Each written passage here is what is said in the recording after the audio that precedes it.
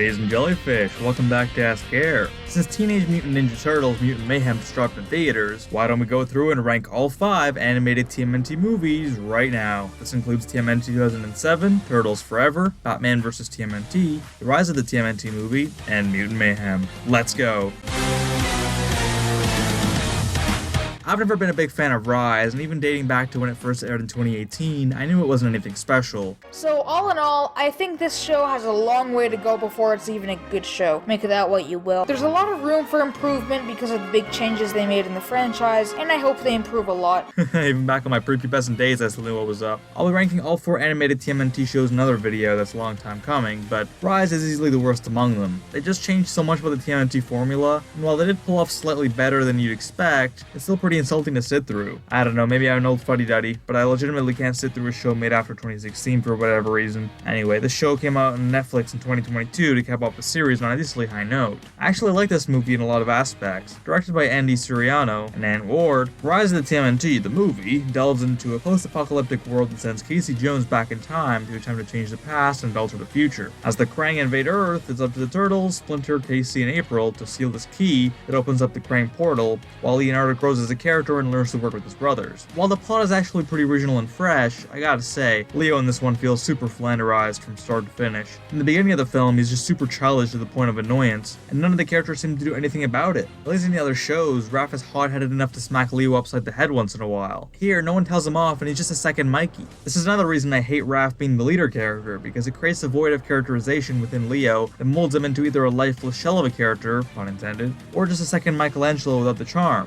Leo's character development through the film feels super rushed and forced towards the end, and comes off as phony and emotionless. I mean, it wouldn't be a TMNT movie without Leo and Raph fighting, right? Except here it's just a child throwing a tantrum for 80% of the movie, and having to pay the prices for it when he realizes that the world's actually at stake. While on the topic of characterization, I gotta comment on some of the larger Rise shticks as we move forward. I remember going through Peter Laird's development notes for the 2003 series, and something that was always reiterated throughout the emails back and forth was the insistence on having appropriate dialogue for each character. Mikey can't be too formal, Donnie can't use contractions, that sort of thing. This movie, on the other hand, is chock full of dialogue that you'd never expect coming out of the characters. Splinter takes jabs and insults from Reipl, and Raph takes orders from the other Turtles. It's like, come on, guys. Even Casey, who is usually the most unlikable character in most instances, is actually my favorite character in this movie, because he's the only one who's mature. I hate his design, but that's a whole different ballgame. While animation's being discussed, I do like some of their designs, and the bright, vibrant colors add plenty of interesting moods, as they're coupled with fluid animation and fantastic choreography. But some of the human characters just look really stupid. I swear, I was watching some of the human faces, and it legitimately reminded me of a John Quick-Falusi show. I mean, it's like I was watching the Adult Party cartoon. Anyone else get that vibe?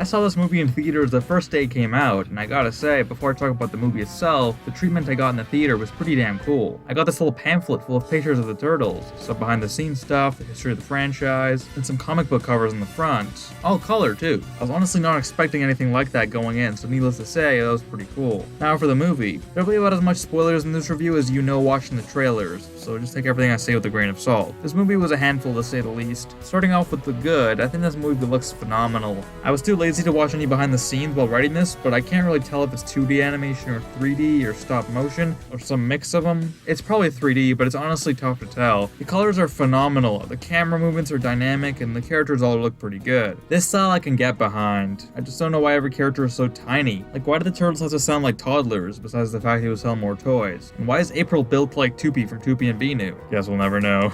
The Turtles' voices are really off here, except for maybe Leo's. His is the only one that fits, but Donnie sounds way too childish and high-pitched, and I feel like Mikey and Raph should have been switched or something. I don't know, man, the whole casting kids to play the Turtles idea never really made sense to me. I guess it makes the Turtles more relatable and teenage-like, but they just sound like they graduated 4th grade. On the other hand, the voice actors for the villains outdid themselves here, especially A.S.K as the Superfly, who I instantly recognized before even seeing the credits. His whole character was really well done, and I'm glad he got time to explain his motivation and shine in a bunch of cool moments. It's interesting how this movie introduced us to Baxter Stockman in his full glory and then killed him off in the span of 5 minutes of the movie starting. But I do like the Superfly and how they actually messed around with the ooze in this movie. It is called Mutant Mayhem after all. The origin story of the Turtles presented here is interesting enough, and is explained by Jackie Chan as Splinter, which is probably the most obvious casting choice ever. Chan did a pretty decent job here, unlike Splinter's character, who reminds me of Rise, which is all off the rails and doesn't come off as serious or wise in the slightest. There are a lot of plot inconsistencies in this movie as well, minor unimportant things that just happen and then never get resolved. Like Splinter grounds the Turtles and then the next scene they just go back to the surface. Or Raph's sai goes in Donnie's thigh and then it's just healed in the next shot. I guess they were too busy spewing out endless pop culture references to remember there's an actual storyline here that needs to be followed. There's even a lady here whose entire character reminds me of Bishop from the 03 series, and her last name is actually Utram for some reason, and she just shows up and then disappears after one scene. The whole movie feels like it was written up in a weekend with more regard for the license to drop an Ice Spice, Sussy Baka, Rizgod reference instead of focusing on the story and characters. With all that said, this movie brought a really cool cast together and introduced a really cool villain that feels fresh and unique. It also clearly respects the source material, so you can't really hate on it. Hopefully you can all go see this movie so you see what I'm talking about. This one's a mixed bag for me. While I absolutely adore certain aspects of this movie, there's so many missed opportunities here that they could have taken. This was actually the first animated Turtles movie, and with a pretty small budget of around $35 million, managed to make back triple of that when it was released in theaters. 2007 sure was a strange time for animated films, right? This came out the same year as Ratatouille and the best Shrek movie, Shrek the Third. Compared to those, you can obviously see the cheapness in the animation when it comes to the human characters and a lot of the textures. But honestly, these turtle designs are sexy as hell. Something about this medium, lean, sort of 2003 look just looks so fantastic in CGI. I wish they get the similar look for Mutant Mayhem or the 2012 show, because this is how you do the CGI turtles in a style that looks aesthetically pleasing. The colors are a bit muted throughout, but there are plenty of cool shots and composition elements to make up for it. Like I said, this movie delivers in some aspects, but doesn't in others. For example, I love the battle between Leo and Raph in this movie. That whole scene where they fight is absolutely phenomenal, start to finish. Raph's character development here is fantastic, and both voice actors do a phenomenal job. Although I can't watch anything James Arnold Taylor does anymore without hearing Johnny Test coming through. 3,000-year-old statues. Well, you always did run with a strange crowd, April. Yeah, well. Yeah, cool. Feels good.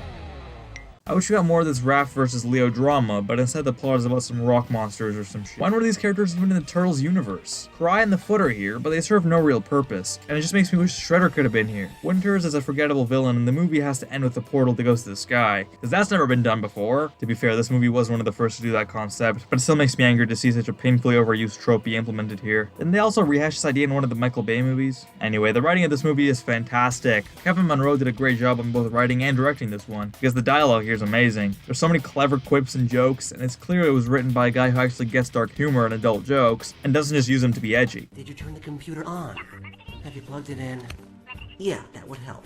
No, I'm not playing hard to get. I'm telling you, sir, it's not that kind of phone. That Donnie joke went right over my head as a kid, but now I can't stop laughing hearing it. The overall banter between Casey or even all the Turtles feels supernatural, like this was in a Tarantino script or something. Now, the elephant in the room for people who grew up with the 2003 series like me is that this movie heavily influenced the art style of the 03 series and Back to the Sewer. This includes Casey and April's outfits, Splinter's design to a certain extent, and most notably those goddamn pupils the Turtles have. Yeah, overall this movie is pretty good, but the plot falls prey to notable cliches, and it can feel uninteresting towards the end. I just don't care whether these rock things live or die, and it just doesn't hold the same credibility as something like Krang or Shredder for me. Perhaps it was some kind of corporate decision to scrap the classic villains, but that's purely speculation. This movie delivered pretty slick looking turtle designs, and a lot of character development between my favorite turtle Raph and fearless leader Leo. I think most fans agree with me that Tmnt 2007 is still pretty classic despite its flaws. On to the next one.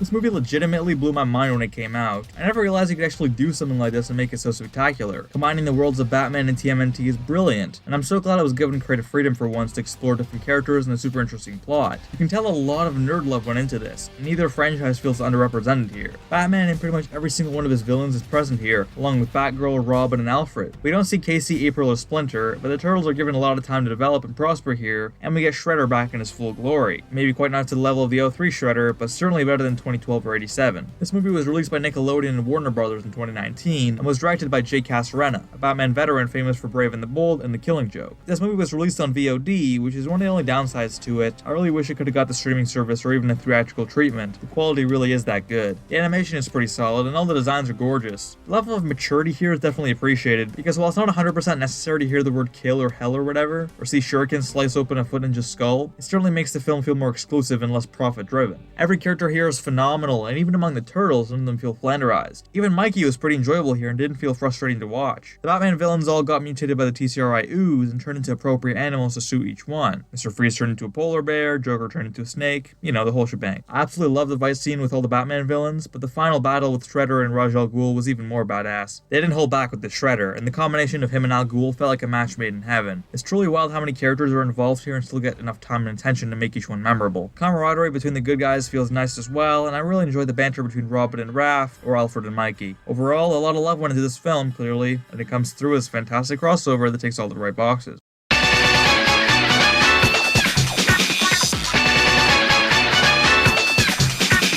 Here it is, numero uno on this list goes to Turtles Forever from 2009, which was directed by Roy Burdine and Lloyd Goldfine as a cap-off of the 03 Turtles series. As a guy who's both reviewed the 03 series in its full and interviewed one of the directors on my podcast, check that out by the way, I think it's about time I talk about this movie. I was gonna keep this as a standalone video, but I guess here we are. This movie is awesome, just for starters. There's actually very little to complain about. This movie incorporated the 03 Turtles with the 87 Turtles and even threw in the original 84 comic Turtles in the mix, as a giant celebration of 25 years of Tmnt. For the time, this was a pretty ambitious crossover, and brought so much love and fan service to the table. The amount of characters here is staggering, and honestly could have come out much worse than it did. Before Endgame and Spider-Verse and No Way Home and Justice League, all that crap, this was one of the first and probably the biggest crossover for its time. I would love to see these interactions play out in a modern crossover that incorporates the newer Turtles as well, and while we did get that in the 2012 show, sadly the 03 Turtles were not included in that one. I love the interactions and comedic elements in this movie, like Quan's fourth wall breaks, but the part where they lose me is the 87 Turtles. They're all basically the same character and come off as flanderized, especially in the first half. It actually comes off as insulting how one of the 87 Turtles are if you're a fan of that show. Peter Laird famously resented the way the original cartoon was handled by Fred Wolf and the network, and I guess you can see that evidence in the way the 87 Turtles are portrayed here. Unfortunately, due to the LA unions clashing with this movie's New York operation, this meant the original voice actors for the 87 Turtles also couldn't return because the rights were lacking by 4 kids. This is also why the classic music isn't present, and instead we get this weird bootleg soundtrack that surrounds the original Turtles. It's really weird. But while those are the flaws with this movie, there are still many things to take away from this movie absolutely loving. While the first half is a bit slower and the characters feel more flanderized, this all changes with the second half. It has amazing vibrant fight scenes, and we see the entire Turtles multiverse. The 03 Shredder's return here is absolutely badass, and they definitely don't play him down at all. We also see the 87 and 84 Shredders, which were both pretty fitting and comedic to their respective roles in each property. We also see Karai, Bebop, and Rocksteady, and a bunch of other cool villains. The last half of this movie just looks so cool with the pencil marks and the whole racing the multiverse idea, and really just makes you see why every property is doing this now. It's just such an easy way to please the fans while incorporating the same characters you've had for decades. Thankfully, the story here is great too, and holds all these elements together. On top of that, the designs of the Turtles here is amazing, and I'm glad they actually got the budget to give them proper shading on the masks and on the turtle skin generally. I talked to Roy Burdine about this, and he mentioned how the movie got the budget to add not only a base color and a shade color, but a third shadow that added much more depth to each character. This definitely looks better, and I'm really glad they got to do that. I love the comic book references at the end, and it was so fun to see the 84 Turtles be as edgy and badass as they were, and even scared the 03 Shredder. Now that was funny. The movie credits end with a bunch of cool theme songs and music from the 03 show, and we see a short live-action skit starring the creators Kevin Eastman and Peter Laird. This entire movie was awesome. It celebrates all the amazing history this franchise has gone through over the first 2.5 decades, and serves as a wholesome and fantastic finale to the 03 series. And that was all 5 animated TMNT movies ranked from worst to best. Do you agree with my list? Let me know your ranking in the comments down below, and also let me know whether I should rank every single TMNT movie, along with the live action ones obviously, in a separate video. If you'd like to support my work, you can like and subscribe for more, and join the Discord server and follow me on Twitter for more shenanigans. Thank you so much for watching, and I'll see you in the next one.